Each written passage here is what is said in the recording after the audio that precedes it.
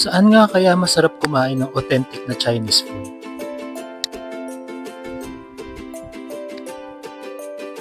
At dito nga lang yan sa Yingying Tea House sa Binondo. Habang naghihintay kami, naisipan na nga namin mag-advance order. Ang dami nilang menu at mukhang masasarap.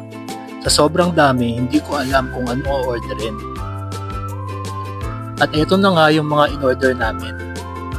Half order ng Yang Chow fried rice, half order din ng crab and corn soup, Japanese siomai, xiaolong bao, sweet and sour beef, at syempre gulay. Hindi ko na nga napigilan ng gutom ko, kaya napakain ako agad. Napakasarap at napakalambot ng beef nila. Sinunod na nga natin tong xiaolong bao. Pak! Isang subuan lang. At syempre yung paborito ko, Japanese siomai.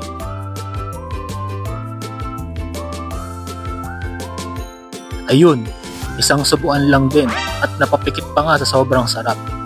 Salamat sa tubig, kuya. Hanggang dito na lamang po muna. Huwag niyo pong kalimutan mag-like and subscribe. Hanggang sa muli po.